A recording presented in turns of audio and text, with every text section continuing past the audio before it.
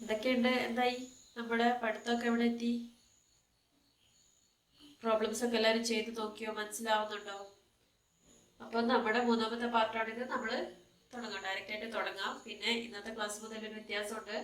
ഞാൻ English medium പിന്നെയും എടുക്കാമെന്ന് വിചാരിച്ചത് വേറൊരു ക്ലാസ് ആയിട്ട് എടുക്കാമെന്ന് വിചാരിച്ചതായിരുന്നു.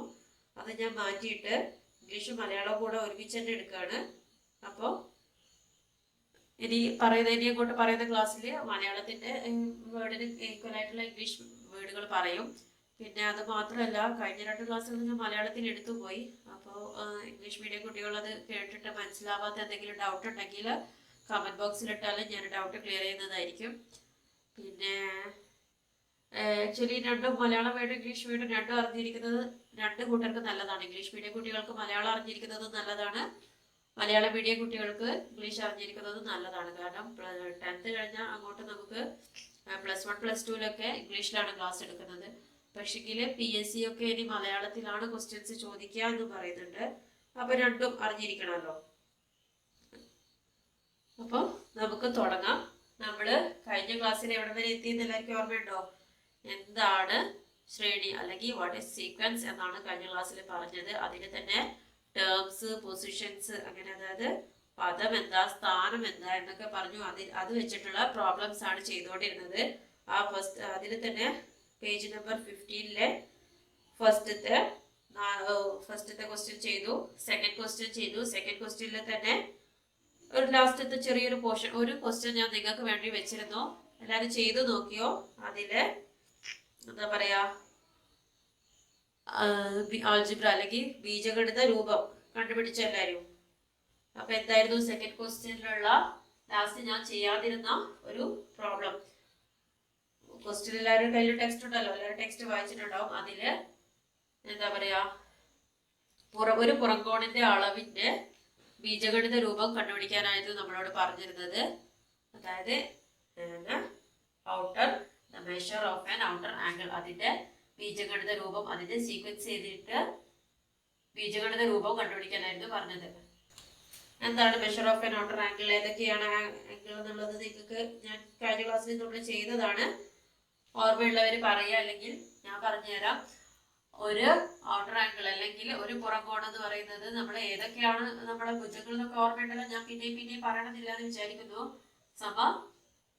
ഭുജത്രികോണം, സമചതുരം, പഞ്ചഭുജം, എങ്ങനെ 3-4 നമ്മൾ പറഞ്ഞുകൊണ്ടിരുന്നത്. അതിന്റെയൊക്കെ ഔട്ടർ ആംഗിൾ എത്രയാണെന്ന് നമ്മൾ പറഞ്ഞിരുന്നു. ഔട്ടർ ആംഗിൾ അല്ലെങ്കിൽ പുറംകോൺ എന്ന് പറയുന്നത് എല്ലാത്തിന്റെയും 360 ഡിഗ്രി ആയിരുന്നു. അതുകൊണ്ട് തന്നെ നമ്മൾ എന്തായിരുന്നു അതിന്റെ ബീജഗണിത രൂപം എഴുതിയത് 360 എന്ന് തന്നെയാണ്. പക്ഷേ ഇപ്പോൾ നമ്മളോട് ചോദിച്ചിരിക്കുന്നത് ആൻ ഔട്ടർ ആംഗിൾ, അതായത് ഒരു ഔട്ടർ ആംഗിളിന്റെ ശ്രേണി എഴുതുക, സീക്വൻസ് എഴുതുക. Sequence of an outer angle, ഒരു ഔട്ടർ ആംഗിളിന്റെ എഴുതാനാണ് പറഞ്ഞിരിക്കുന്നത്. അപ്പൊ എങ്ങനെയാ കണ്ടുപിടിക്കുക? ഒന്നാമത്തേത് എത്രയാണ്? ഒന്നാമത്തെ ഔട്ടർ ആംഗിൾ എത്രയായിരിക്കും? ആദ്യത്തെ സാധനം എന്താണ്? നമ്മുടെ ഷേപ്പ് എന്താണ്? ട്രയാങ്കിൾ ആണ്. 3 സൈഡുള്ള ട്രയാങ്കിൾ ആണ്. അപ്പൊ 3 സൈഡുള്ളതിന് എത്ര കോണുകൾ ഉണ്ടാവും? എത്ര ഔട്ടർ ആംഗിൾ ഉണ്ടാവും? 3 ഔട്ടർ ആംഗിൾ ഉണ്ടാവും. അപ്പൊ 360നെ 3 കൊണ്ട് ഹരിച്ചാൽ ഒരു ഔട്ടർ ആംഗിളിന്റെ കിട്ടില്ലേ? അതേപോലെ അടുത്തത് എന്ന് പറയുന്നത് എന്താണ്? 360/4 അല്ലെ? അടുത്തത് സ്ക്വയർ ആണ്. സ്ക്വയറിന് 4 ഔട്ടർ ആംഗിൾ ഉണ്ടായിരിക്കും. അപ്പൊ 360നെ 4 കൊണ്ട് ഹരിച്ചാല് അടുത്തത് കിട്ടും. അടുത്തതോ 360/5, സോ ഓൺ, അങ്ങനെ പോകും അല്ലേ? അപ്പോ ശ്രേണി എന്ന് പറയുന്നത് ഞാൻ ഇവിടെ ഇത് ഞാൻ റഫായിട്ട് നിങ്ങൾ സൈഡിൽ ബുക്കിന്റെ സൈഡിൽ ചെയ്താൽ മതി. ഞാനിതിവിടെ റഫായിട്ട് ചെയ്തു തരാണ്. അങ്ങോട്ട് എഴുതിയാൽ നിങ്ങൾക്ക് കാണില്ല എന്നുള്ളത് കൊണ്ട്. അപ്പൊ 360നെ 3 കൊണ്ട് ഹരിച്ചാൽ ഇവിടെ തന്നെ ഹരിക്കാനുള്ളതൊക്കെ 10ാം ക്ലാസ് എത്തി നിങ്ങൾ പഠിക്കണം. 3ന് 1 3 3, ഇവിടെയും 1 3 3, 2 3 6 0, 120. ഇനി 4 ആണെങ്കിലോ 1 4 4, എത്ര 4? 36ൽ എത്ര 4 ഉണ്ട്? 9 4 36, 90 വരും. ഇനി അടുത്തതോ 5 എന്ന് പറയുമ്പോ 7 5 35, ബാക്കി ഇവിടെ 1 ഉണ്ട്, 10 ആവും. ആ 10ല് 5 എത്ര പ്രാവശ്യം? 2 പ്രാവശ്യം. ഇത് ഇങ്ങനെ ചെയ്യാൻ അറിയാത്തവര് നമ്മുടെ സാധാരണ രീതിയിൽ ഹരിക്കുക. അതൊക്കെ ഞാൻ ഫസ്റ്റ് ക്ലാസ്സിൽ പറഞ്ഞിട്ടുണ്ടായിരുന്നു. 360 divided by 5 എന്താണ് 5നേക്കാൾ കുറവാണ് 3. അപ്പൊ നമ്മൾ 36 എടുക്കും. 36ൽ എത്രയുണ്ട്? 7. 7 into 5 35. 7 35. 6 5 കുറച്ചാൽ 1. പിന്നെ ഈ 0 താഴേക്ക് ഇറക്കും. 10ൽ എത്ര 5 എന്ന് പറയുമ്പോൾ 5ന്റെ ഗുണിതങ്ങളാണ് നമ്മൾ പറയേണ്ടത്. ഒരു 5 5 5 10. ഇങ്ങനെയും ചെയ്യാം. അപ്പൊ ഓക്കെ ആണല്ലോ. അപ്പൊ നമ്മുടെ sequence of an outer angle എന്നാണ് എഴുതേണ്ടത്. Sequence of an outer angle എത്രയാണ്? 120 90 72. ഇങ്ങനെയാണ് ആംഗിൾ വരുന്നത്. മനസ്സിലായല്ലോ? And so on. അതായത് നമ്മൾ എവിടെ വരെ പറഞ്ഞിട്ടില്ല. അപ്പൊ നമ്മുടെ ശ്രേണി എന്ന് പറയുന്നത് ഇങ്ങനെ പോയിക്കൊണ്ടിരിക്കുകയാണ്. ഇനി നമ്മളോട് എന്താ പറഞ്ഞിരിക്കുന്നത്? ഇതിന്റെ ബീജഗണിത രൂപം അല്ലെങ്കിൽ ഓൾജിബ്ര എഴുതാനാണ് പറഞ്ഞിരിക്കുന്നത്. ഓൾജിബ്ര എഴുതാൻ നമ്മൾ എന്തൊക്കെ എഴുതുക? ടേംസും പൊസിഷൻ അല്ലെങ്കിൽ സ്ഥാനവും പദവും. പൊസിഷൻ മലയാളത്തിൽ എന്താ നമ്മൾ എഴുതുക? ഞാൻ കഴിഞ്ഞ ക്ലാസ്സിലൊക്കെ മലയാളത്തിൽ ചെയ്തത് കൊണ്ടാണ് ഇപ്പൊ ഞാൻ ഇംഗ്ലീഷിൽ എഴുതുന്നത്. Position terms. അപ്പൊ ഒന്നാമത്തെ പൊസിഷനിൽ എത്രയാണുള്ളത്? 120. രണ്ടാമത്തെ പൊസിഷനിലോ 90. മൂന്നാമത്തെ പൊസിഷനില് 72. ഇനി എന്താ? എങ്ങനെ എവിടെ വരെ പോകും? n വരെ പോകും. നമ്മളുടെ ടേം xn. നമുക്ക് xn ആണ് കണ്ടുപിടിക്കേണ്ടത്. xn-ഉം n-ഉം തമ്മിലുള്ള ബന്ധമാണ് കണ്ടുപിടിക്കേണ്ടത്. അപ്പൊ നമ്മൾ എന്താ ചെയ്യാ?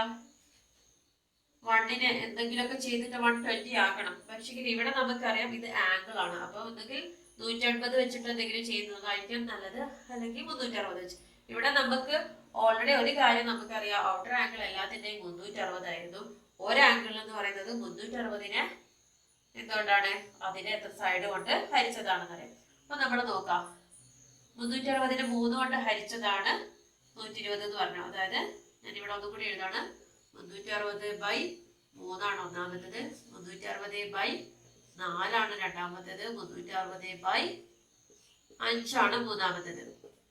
അപ്പൊ നോക്കിയാല് ഒന്നാമത്തെ പൊസിഷനിൽ ഇരിക്കുന്നതാണ് ഈ 3 എന്ന് പറയുന്നത്. അപ്പൊ എല്ലായിടത്തും മേലെ 360 അപ്പൊ നമുക്ക് xn എന്ന് പറയുന്നത് എഴുതുമ്പോ മേലെ ഉള്ളത് എന്താണ്? അത് ഞാൻ ഒന്നാമത്തെ തന്നെ x1 എന്ന് പറയുമ്പോ 360 ഈ 3 ഒന്നിന് എന്ത് ചെയ്താല് 3 കിട്ടും. 2 കൊണ്ട് ആഡ് ചെയ്താല് 3 കിട്ടും. അപ്പം 1 + 2. x2 എന്ന് പറയുന്നതോ 360 / 2 + 2 ആണല്ലോ. 4നെ മാറ്റിയാൽ നമുക്ക് 2 + 2 എന്ന് എഴുതാം. x3 എന്ന് പറയുന്നത് 360 എല്ലായിടത്തും കോമൺ ആയിട്ട് 2 തന്നെയാണ്. അപ്പൊ നമുക്ക് മൂന്നാമത്തത് 3 + 2 മൂന്നാമത്തെ പൊസിഷനിലുള്ളത് +2. അപ്പൊ നമുക്ക് ഇതിന്റെ ബീജഗണിത രൂപം ഇങ്ങനെയാണെങ്കിൽ xn എന്തായിരിക്കും? നിങ്ങൾക്ക് തന്നെ കിട്ടുന്നുണ്ടാവും ഞാൻ വിചാരിക്കുന്നു. 360. അതിനൊരു മാറ്റവും ഇല്ല. 360/1 2 3 അങ്ങനെ മാറി വരികയാണ്. അതുകൊണ്ട് n + 2 ഇങ്ങനെ എഴുതാലോ. എന്നിന്റെ ഏത് വില ഇട്ട് കൊടുത്താലും അത് ചെയ്ത് കഴിഞ്ഞാൽ നമുക്ക് ഒരു ഔട്ടർ ആംഗിളിന്റെ ആൾജിബ്ര കിട്ടും. 1 ഇട്ട് കൊടുത്താലും 360/3 അത് എത്രയാണ്? 120. 2 ഇട്ട് കൊടുക്കുകയാണെങ്കിൽ 360/4 അത് എത്രയാണ്? 90. അപ്പൊ ഓക്കെ ആണല്ലോ. സീക്വൻസ് മനസ്സിലായി എന്ന് വിചാരിക്കുന്നു. ഇതിന്റെ ആൾജിബ്ര എന്ന് പറയുന്നത് xn = 360/n + 2. xn എന്ന് പറയുന്നത് 360/360 ഹരിക്കണം n + 2 ആണ്. ഓക്കെ ആണല്ലോ. ഇനി അതിലെ ആ സെക്ഷനിലെ തന്നെ തേർഡ് ക്വസ്റ്റ്യൻ ആണ് നമ്മൾ ചെയ്യാൻ ലാസ്റ്റ് ക്വസ്റ്റ്യൻ ആണ് ചെയ്യാൻ പോകുന്നത്. തേർഡ് ക്വസ്റ്റ്യൻ എന്താണ്? എല്ലാവരുടെ കയ്യിലും ടെക്സ്റ്റും പിക്ചറൊക്കെ ഉണ്ടല്ലോ. ഞാൻ പിക്ചർ വരച്ചിട്ട് കുളമാക്കണമെന്ന് ഉദ്ദേശിക്കുന്നില്ല. അതുകൊണ്ട് തന്നെ നിങ്ങളുടെ കയ്യിലുണ്ട് എന്ന് വിചാരിക്കുന്നു. Look at this picture. The first picture is got by removing the small triangle formed by joining the midpoints of an equilateral triangle. The second picture is got by removing such a middle triangle from each of the red triangles of the first picture. The third picture shows the same thing done on the second. How many red triangles are there in each picture? അപ്പൊ ഞാനത് English മീഡിയക്കാർക്ക് question വായിച്ചാലും മനസ്സിലാവും ഞാൻ വിചാരിക്കുന്നു. മലയാള മീഡിയത്തിനുള്ള ക്വസ്റ്റ്യനും വായിച്ചാൽ മനസ്സിലാവും. അപ്പൊ എന്താ പറഞ്ഞിരിക്കുന്നത്? ചിത്രം നോക്കൂ. അതില് ഒരു സമഭുജ ത്രികോണമാണ് തന്നിരിക്കുന്നത്. ഇക്വലാറ്ററൽ ട്രയാങ്കിൾ ആണ് തന്നിരിക്കുന്നത്. അതിന്റെ വശങ്ങളുടെ മധ്യബിന്ദുക്കൾ യോജിപ്പിച്ച് കിട്ടുന്ന ചെറിയ ത്രികോണം വെട്ടിമാറ്റിയതാണ് ആദ്യത്തെ ചിത്രം. ഇതിലെ 3 ചുവന്ന ത്രികോണങ്ങളിൽ നിന്നും ഇതുപോലെ നടുവിലെ ത്രികോണം വെട്ടിമാറ്റിയതാണ് രണ്ടാമത്തെ ചിത്രം. ഈ ക്രിയ ഒരിക്കൽ കൂടി ചെയ്തതാണ് മൂന്നാമത്തെ ചിത്രം.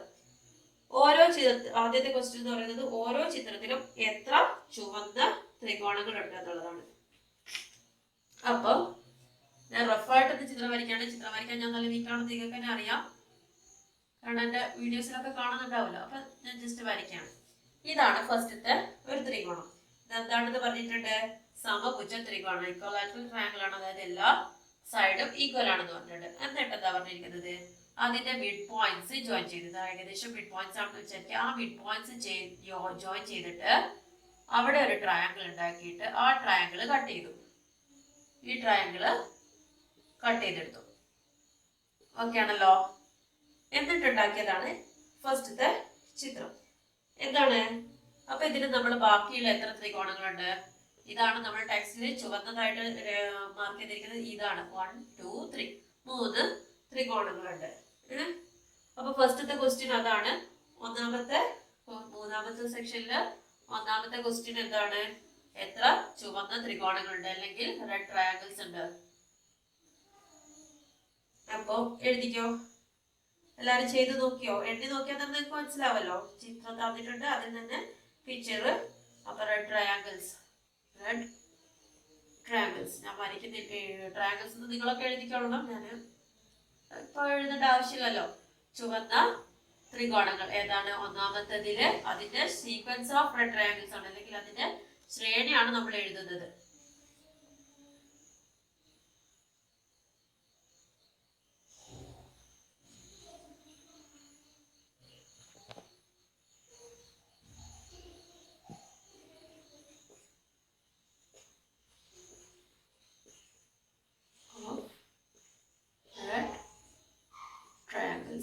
ഏതൊക്കെയാണ്? 1 2 3. ഫസ്റ്റത്തെ പിക്ചറിലുള്ളത് 3 ആണ്. ഓക്കെ ആണല്ലോ? ഇനി സെക്കൻഡ് പിക്ചർ എന്ന് പറയുന്നത് എന്താണ്? ഇതേപോലെ ഒരു ട്രയാങ്കിൾ കിട്ടിയല്ലോ. ആ ചുവന്ന ത്രികോണങ്ങളിൽ നിന്നും റെഡ് ട്രയാങ്കിൾസ് നിന്നും അതിന്റെ മിഡ് പോയിന്റ്സ് എടുത്തിട്ട് കട്ട് ചെയ്ത് മാറ്റിയതാണ്. ഇതാണല്ലോ അതിന്റെ 3 സൈഡ്. അപ്പൊ ഇവിടെ ഇങ്ങനെ കട്ട് ചെയ്ത് മാറ്റി. അതേപോലെ ഇവിടെയുള്ള മിഡ് പോയിന്റ്സ് എടുത്തിട്ട് ഇവിടെ ഇങ്ങനെ കട്ട് ചെയ്ത് മാറ്റി. ഇവിടെ ഈ മിഡ് പോയിന്റ്സ് എടുത്തിട്ട് ഇവിടെയും കട്ട് ചെയ്ത് മാറ്റി. ഓക്കെ ആണല്ലോ? അപ്പൊ അതൊക്കെ വെള്ളയാണ്. അപ്പൊ ഇവിടെ ബാക്കി റെഡ് ആയിട്ട് ഇതൊക്കെ കട്ട് ചെയ്ത് മാറ്റി. ബാക്കി റെഡ് ആയിരിക്കുന്നത് ഏതൊക്കെയാണ്? ഞാൻ ഡോട്ട് ഇട്ടിട്ട് മാർക്ക് ചെയ്യണം. എന്നാല്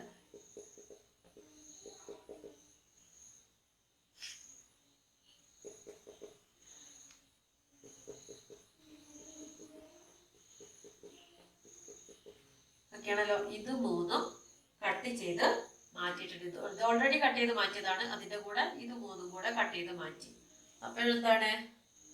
ബാക്കി എത്ര റെഡ് ട്രയാങ്കിൾസ് ഉണ്ട്? എത്ര എണ്ണം ഉണ്ട്? ഒന്ന് എണ്ണി നോക്കിയോ. 1 2 3 4 5 6 7 8 9. ഇനി ഇതിന്റെ മിഡ് പോയിന്റ്സ് കട്ട് ചെയ്തിട്ടാണ് അടുത്ത ട്രയാങ്കിൾസ് ഉണ്ടാക്കിയിരിക്കുന്നത് പറയുന്നത്. ഞാൻ ഇനി വരയ്ക്കുന്നില്ല. അത് നിങ്ങൾ ടെക്സ്റ്റിൽ എണ്ണി നോക്കിയാൽ എത്രയുണ്ട്? 27 ഉണ്ട് അല്ലേ? എണ്ണി നോക്കിക്കോ എല്ലാരും.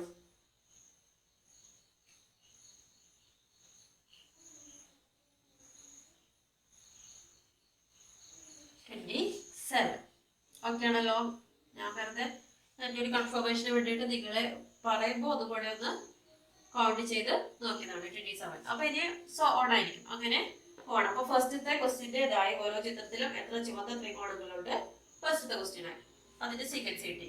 ഇനി രണ്ടാമത്തത് ഇതാണ് ക്വസ്റ്റ്യൻ. അതിൽ പറഞ്ഞിരിക്കുന്നത് ഒന്നും വെട്ടിമാറ്റാത്ത മുഴുവൻ ത്രികോണത്തിന്റെ പരപ്പളവ് 1 എന്നെടുത്ത് ഓരോ ചിത്രത്തിലെയും ഒരു ചെറിയ ത്രികോണത്തിന്റെ പരപ്പളവ് കണക്കാക്കുക എന്ന് പറഞ്ഞിരിക്കുന്നത്. അപ്പൊ അതായത് ഫസ്റ്റ് നമുക്ക് ഒന്നും വെട്ടിമാറ്റാത്ത ത്രികോണം, ഈ ഫസ്റ്റത്തെ ത്രികോണം അതിന്റെ പരപ്പളവ് ഏരിയ എന്ന് പറയുന്നത് എത്രയാണെന്ന് പറഞ്ഞിരിക്കുന്നത്?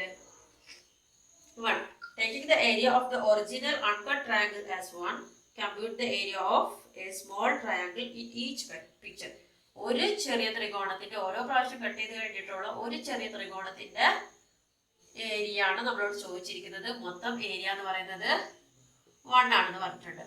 1 ആണെങ്കിൽ എന്തായിരിക്കും കട്ട് ചെയ്തതിൻ്റെന്ന് ചോദിച്ചിട്ടുണ്ട്. അപ്പൊ ഫസ്റ്റ് തന്നെ നമ്മൾ പറഞ്ഞു മിഡ് പോയിന്റ്സ് വെച്ചിട്ട് കട്ട് ചെയ്തു.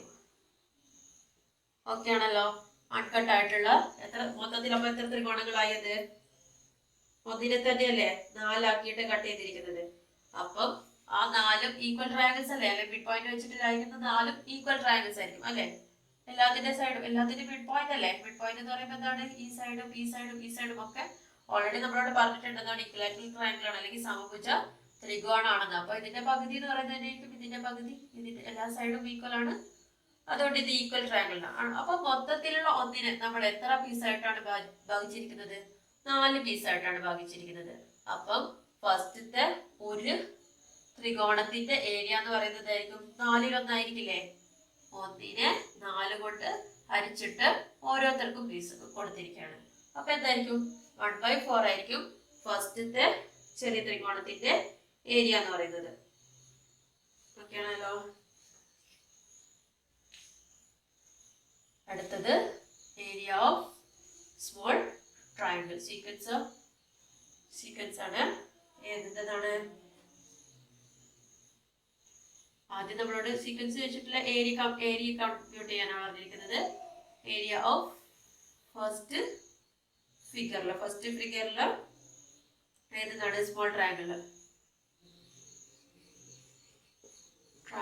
ചെറിയ ത്രികോണത്തിന്റെ ഫസ്റ്റ് ഫിഗർ.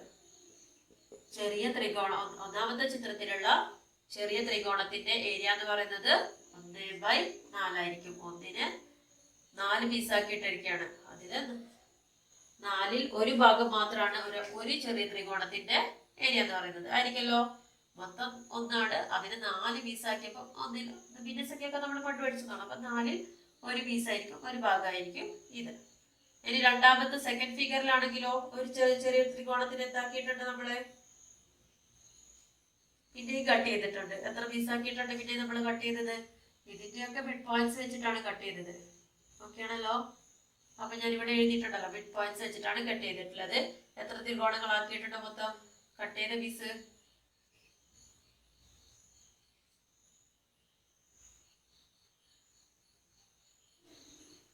1 2 3 4 9 പീസാക്കിയിട്ടുണ്ട്. പക്ഷെ നമ്മൾ ഇതിൽ ഒന്ന് വലിയ പീസാണ്.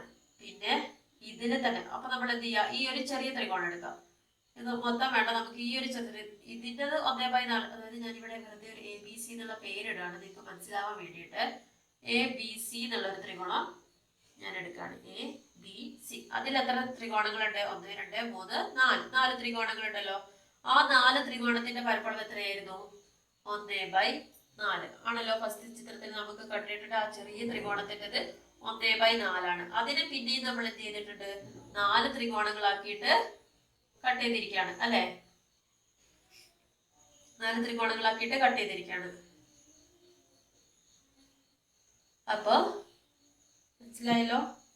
വലിയ ത്രികോണം അതിലുള്ള ഈ പോർഷൻ മാത്രമാണ് ഞാൻ ABC എന്നുള്ള പോർഷൻ മാത്രമാണ് എടുത്തത്. അതിന് നമ്മൾ പിന്നെയും പകുതി എടുത്ത് കട്ട് ചെയ്തപ്പോൾ അതിലൊരു 4 ത്രികോണം വന്നു. അപ്പൊ ഇതിന്റെ മൊത്തത്തിലുള്ള ഏരിയ 1/4 ആണ്. അതിൽ ചെറിയൊരു ത്രികോണത്തിന്റെ ഏരിയ എന്ന് പറയുന്നത് ഈ 1/4 4 വീതിച്ചു കൊടുക്കട്ടെ. 1/4 ഹരിക്കണം 4 എന്താണ് വരിക? Area of small triangle in second figure എന്താണ് വരിക? 1/4 ഹരിക്കണം 4. എന്താണ് 1/4 ഹരിക്കണം 4 എന്നുള്ളത്? എങ്ങനെ എഴുതാ? ഗുണിക്കണം വ്യുൽക്രമം കൊണ്ട്. ഭിന്നസംഖ്യകളെ ഗുണിക്കുക എങ്ങനെയാണ്? വ്യുൽക്രമം കൊണ്ട് ഗുണിക്കാന്നൊക്കെ കേട്ടിട്ടില്ലേ? റെസിപ്രോക്കൽ വെച്ചിട്ട് ഗുണിക്കുക. അപ്പൊ 1/16 വരും. 1/16. ഓക്കെ ആണെന്ന് വിചാരിക്കുന്നു. എന്തെങ്കിലും ഡൗട്ട് ഉണ്ടെങ്കിൽ ചോദിക്കാം. ഇനി അടുത്തത് എന്താണ്? Area of small triangle in the third figure, അല്ലെങ്കിൽ ചെറിയ ത്രികോണത്തിന്റെ മൂന്നാമത്തെ ചിത്രത്തിലെ ചെറിയ ത്രികോണത്തിന്റെ അളവ്. അപ്പൊ മൂന്നാമത്തെ ചിത്രത്തിലെ ചെറിയ ത്രികോണം എന്ന് പറയുന്നത് എന്താണ്? നമുക്ക് ഈ പോർഷൻ പിന്നെയും കട്ട് ചെയ്തതാണ് അല്ലെ? പിന്നെയും ഇങ്ങനെ കട്ട് ചെയ്തതാണ്. അപ്പൊ ഇവിടെയും 4 വന്നു. 1/16 പിന്നെയും 4 പീസാക്കി. അപ്പൊ ഇവിടെ എന്താണ്? Area of in third figure ഏതാണ്? മൂന്നാമത്തെ ചിത്രത്തിലെ ത്രികോണത്തിന്റെ ഏരിയ, ചെറിയ ത്രികോണത്തിന്റെ ഏരിയ എന്ന് പറയുന്നത് 1/16 ഹരിക്കണം 4 അതെന്ന് പറയുന്നത് 1/16 ഗുണിക്കണം 1/4 സമത്രയാണ് 1/60. 16 × 4 64 അല്ലേ? കാണുന്നുണ്ടല്ലോ എല്ലാവരും? അപ്പോ രണ്ടാമത്തെ ക്വസ്റ്റ്യന്റെ ആൻസർ കിട്ടി. ഒന്നും വെട്ടി പറ്റാത്ത മുഴുവൻ ത്രികോണത്തിന്റെ പരപ്പളവ് ഒന്നാണെങ്കിൽ ഓരോ ചിത്രത്തിന്റെയും ഒരു ചെറിയ ത്രികോണത്തിന്റെ പരപ്പളവ് കണക്കാക്കുക. ഇനി എന്താണ് ചോദിച്ചിരിക്കുന്നത്? ഇതൊക്കെ നമ്മൾ ഏതിന്റെയാണ്? ചെറിയ ത്രികോണത്തിന്റെ പരപ്പളവ് എന്നാണ് പറഞ്ഞിരിക്കുന്നത്. ഇനി നമ്മളോട് ചോദിച്ചിരിക്കുന്നത് ഓരോ ചിത്രത്തിലെയും ചുവന്ന ത്രികോണങ്ങളുടെ ആകെ പരപ്പളവ് എത്രയാണെന്നാണ് ചോദിച്ചിരിക്കുന്നത്. ഓരോ ചിത്രത്തിലെയും ചുവന്ന ത്രികോണങ്ങൾ, ഇത് എല്ലാവരും എഴുതിയെടുത്തിട്ടുണ്ടാവും വിചാരിക്കുന്നു. സെക്കൻഡ് ക്വസ്റ്റ്യനും കഴിഞ്ഞു. ഇനി സെക്കൻഡ് നിങ്ങൾ എഴുതിയിട്ടുണ്ടാവുമല്ലോ. സീക്വൻസ് ഏതൊക്കെയാണ്? 1/4, 1/16, 1/64. ഇനി തേർഡ് ക്വസ്റ്റ്യൻ എന്ന് പറയുന്നത് എന്തൊക്കെയാണ് വരിക?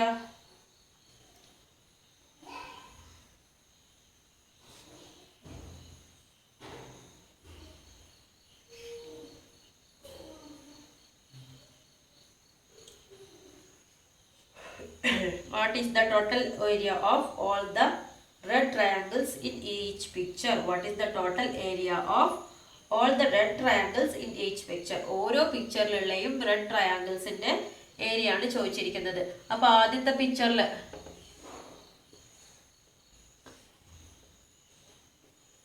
നമ്മളിവിടെ ഓൾറെഡി എഴുതിയിരിക്കുന്നത് എന്താണ്? സീക്വൻസ് ഓഫ് റെഡ് ട്രയാങ്കിൾ ആണ്. ഓരോ ട്രയാങ്കിളിന്റെ സീക്വൻസ് ആണ് എഴുതിയിരിക്കുന്നത് ആണല്ലോ. ഓരോ ട്രയാങ്കിളിന്റെ ശ്രേണിയാണല്ലോ എഴുതിയിരിക്കുന്നത്. അപ്പൊ ആദ്യത്തെ ട്രയാങ്കിളിൽ തന്നെ 3 ചുവന്ന മൂന്ന് ത്രികോണങ്ങളുണ്ട്. ചുവന്ന ത്രികോണങ്ങൾ എത്ര ഉണ്ട്? 3 ഉണ്ട്. അപ്പം അതിന്റെ ഏരിയ, ടോട്ടൽ ഏരിയ എന്തായിരിക്കും? 3. ഒന്നിൻ്റെത് എത്രയാണ്? 1/4 ആണ്. രണ്ടിൻ്റെത് 1/4 ആണ്. 1/4. 1/4നെ 3 പ്രാവശ്യം കൂട്ടിയാൽ മതി, അല്ലെങ്കിൽ എന്ത് ചെയ്താൽ മതി? 3 × 1/4 അല്ലേ? 3/4 ആയിരിക്കും ഫസ്റ്റത്തെ പിക്ചറിലുള്ള ചുവന്ന ത്രികോണങ്ങളുടെ. അപ്പോൾ ആൻസർ എഴുതുമ്പോൾ അങ്ങനെ തന്നെ എഴുതണം.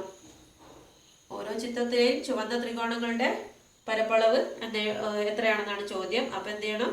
ഒന്നാമത്തെ ചിത്രത്തിലെ ചുവന്ന ത്രികോണങ്ങളുടെ പരപ്പളവ്, അല്ലെങ്കിൽ total area of red triangles total area of red triangle in figure 1 എത്രയാണ്? 3 × 1/4 is equal to 3/4. Nexto same ഇത് തന്നെ. Total area of red triangle in figure 2 ആണ്. ഇത് ഫിഗർ 1 ആണ്. ഫിഗർ 2 എന്താണ്? എത്ര ട്രയാങ്കിൾസ് ഉണ്ട്? 9 ട്രയാങ്കിൾസ് ഉണ്ട്. എത്ര എണ്ണം? ഒന്നിന്റെ ഏരിയ എത്രയാണ്? 1/16 ആണ്. അപ്പൊ എന്ത് എഴുതാം? 9 × 1/16. ഒന്നിൻ്റെത് ഇങ്ങനെ വരയ്ക്കുന്നു. ഒന്നിൻ്റെത് 1/16 ആണ്. അങ്ങനെയുള്ള എത്ര എണ്ണം ഉണ്ട്? 9 എണ്ണം ഉണ്ട്. അപ്പം 9 × 1/16 ആണ് സെക്കൻഡ് ഫിഗറിലുള്ളത്. അപ്പം 9/16. അതേപോലെ എന്താണ്? പരപ്പളവ്, ആകെ പരപ്പളവ്, ചുവന്ന ത്രികോണങ്ങളുടെ ആകെ പരപ്പളവ് ഇൻ ഫിഗർ 3 അല്ലെങ്കിൽ ചിത്രം 3-ലുള്ളത് എത്രയാണ്? എത്ര എണ്ണം ഉണ്ട്? 27 × 1/64 സമം 27/64. ഓക്കെ ആണല്ലോ. മൂന്നാമത്തെ ക്വസ്റ്റ്യൻ കഴിഞ്ഞു. ഇനി നാലാമത്തെ ക്വസ്റ്റ്യൻ ചോദിച്ചിരിക്കുന്നത് ഇങ്ങനെ തുടർന്നാൽ കിട്ടുന്ന ഈ 3 ശ്രേണികളുടെയും ബീജഗണിത രൂപം എഴുതാനാണ് പറഞ്ഞിരിക്കുന്നത്. അപ്പൊ ഇതെല്ലാവരും എഴുതിയിട്ടുണ്ടാവല്ലോ. 3 ശ്രേണികളുടെയും ബീജഗണിത രൂപം എഴുതാൻ പറഞ്ഞിട്ടുണ്ട്. അപ്പൊ മൂന്നാമത്തെ ക്വസ്റ്റ്യന്റെ ശ്രേണി എന്ന് പറയുന്നത് 3/4, 9/16, 27/64. ഇനി ഞാൻ ഇവിടെ തന്നെ ഇതിന്റെ സീക്വൻസ് ഓൾജിബ്രയും കൂടി എഴുതാണ്. സീക്വൻസ് ഓഫ് റെഡ് ട്രയാങ്കിൾ ഫസ്റ്റത്തെ സീക്വൻസ് എന്ന് പറയുന്നത് ഇതാണ്. 3, 9, 27. ഒന്നാം സ്ഥാനത്ത് 3 ആണ്. രണ്ടാം സ്ഥാനത്ത് 9 ആണ്. മൂന്നാം സ്ഥാനത്ത് 27 ആണ്. നിങ്ങൾ ചെയ്തു നോക്കുമ്പോൾ വേണമെങ്കിൽ വെറുതെ ഇങ്ങനെ എഴുതാം. എന്താണ്? നമ്മുടെ പൊസിഷനും ടൈം എഴുതാം. എന്നിട്ട് 1-ല് 3, 2-ല് 9, 3-ല് 27. പക്ഷെ ഇത് കാണുമ്പോൾ തന്നെ നമുക്കറിയാം എന്താണ്? 3 × 3 3 1 അല്ലേ ഇത്? 3/2 അല്ലേ ഇത്, 3/3 അല്ലേ ഇത്, അതായത് 3x1 3. 3x3 ചെയ്താൽ എന്താണ് 9 ആണ്. 3 പ്രാവശ്യം ഗുണിച്ചാൽ എന്ത് കിട്ടും, ക്യൂബ്ഡ് 3/3 27 ആണെന്ന് കിട്ടും. അങ്ങനെയാണെങ്കിൽ എന്തായിരിക്കും x എന്ന് പറയുന്നത് 3n എഴുതിക്കൂടെ. അപ്പൊ ഫസ്റ്റത്തതിന്റെ ബീജഗണിത രൂപം എന്ന് പറയുന്നത് xn is equal to 3n. ഇനി സെയിം അതേപോലെ തന്നെയല്ലേ ഇവിടെയും xn എന്താണ്, xn is equal to എന്ത് വരും, 4/1 ആണിത്, 4/2 ആണിത്, 4/3 ആണിത് അല്ലേ. ഒരു 4 4, രണ്ടാമത്തതോ 4x4, മൂന്നാമത്തതോ 4x4x4, 4/1 എഴുതാം, 4/2 എഴുതാം, 4/3 എഴുതാം. അപ്പം xn is equal to 4n. അപ്പൊ ഇനി ഇതിന്റെ ബീജഗണിത രൂപം കണ്ടുപിടിക്കാൻ എന്തെങ്കിലും പാടുണ്ടോ. xn is equal to മേലെ ഉള്ളത് ഏതാണ്, 3n ആണ്, താഴെയുള്ളത് ഏതാണ്, 4n ആണ്. അപ്പം n രണ്ടിനും കോമൺ ആണ്, ഇവിടെ ഒന്നാണെങ്കിൽ ഇവിടെയും 1 തന്നെ. അപ്പൊ നമുക്ക് ഇതിനെ മാറ്റിയിട്ട് 3/4 all raised to xn is equal to 3/4 all raised to n എഴുതാം. ഓക്കെ ആണല്ലോ. അപ്പം ഇത്രയാണ് ഇന്നത്തെ ക്ലാസ്സിൽ എടുക്കുന്നത്. എല്ലാവർക്കും ക്ലിയർ ആയിട്ടുണ്ടാവുമെന്ന് വിചാരിക്കുന്നു. ഇനി അടുത്തത് ആക്ച്വൽ നമ്മളെ ചാപ്റ്റർ, അല്ലെങ്കിൽ നമ്മൾ ഇത്രയും ക്ലാസ്സുകൾ ചെയ്തുകൊണ്ടിരുന്നത് ഓൺലി സീക്വൻസ് എന്താണ്, ശ്രേണി എന്താണെന്ന് മാത്രമാണ് പറഞ്ഞുകൊണ്ടിരുന്നത്. ഇനി അടുത്തത് അരിത്മെറ്റിക് സീക്വൻസ് എന്നുള്ള പോർഷൻ ശരിക്കും തുടങ്ങുന്നത് ഇനി അങ്ങോട്ടാണ്, സമാന്തര ശ്രേണി എന്താണെന്നുള്ളത്. പക്ഷെ ഈ ഒരു ബേസ് എന്താണ് ശ്രേണി എന്നുള്ളത് നമുക്ക് അറിഞ്ഞിരിക്കണം. എന്തായാലും ഒരു പ്രോബ്ലം ഇതെന്ന് ചോദിക്കും, ശ്രേണിയാണോ സമാന്തര ശ്രേണിയും തമ്മിലുള്ള ഒരു സീക്വൻസ് തന്നിട്ട് ഇത് അരിത്മെറ്റിക് സീക്വൻസ് ആണോ എന്ന് ചോദിക്കും. അപ്പൊ നമുക്ക് അറിഞ്ഞിരിക്കണം എന്താണ് ശ്രേണി എന്നും എന്താണ് സമാന്തര ശ്രേണി എന്നും. എല്ലാവരും സബ്സ്ക്രൈബ് ചെയ്തിട്ടുണ്ടാവും വിചാരിക്കുന്നു. ബെൽ ഐക്കൺ കൂടെ പ്രസ് ചെയ്താലാണ് അടുത്ത എപ്പോഴാണ് ഇടുകയെന്ന് വെച്ചാൽ അപ്പോൾ തന്നെ നോട്ടിഫിക്കേഷൻ വരിക. പിന്നെ എപ്പോഴും ഈ പഠിത്തത്തിന്റെ ഇടയിൽ നിങ്ങൾക്ക് ചെയ്യാൻ പറ്റുന്ന ചെറിയൊരു കുക്കറി, ചെറിയ ഈവനിങ് സ്നാക്സിന്റെ ഒക്കെ റെസിപ്പീസും കൂടെ ഞാൻ ഇതിലിടുന്നുണ്ട്, എൻ്റെ ചാനലിൽ ഇടുന്നുണ്ട്. അപ്പോൾ നിങ്ങൾക്ക് വെറുതെ ഇരിക്കുമ്പോൾ ഒരു ബോറടിക്ക് മാറ്റാനായിട്ട് കുക്കറിയും കൂടെ ചെയ്ത് നോക്കാവുന്നതാണ്. ഈസി സ്നാക്സ് ആണ്, ട്രൈ ചെയ്ത് നോക്കുക. കമൻസ് ഒക്കെ അറിയിക്കാം. താങ്ക്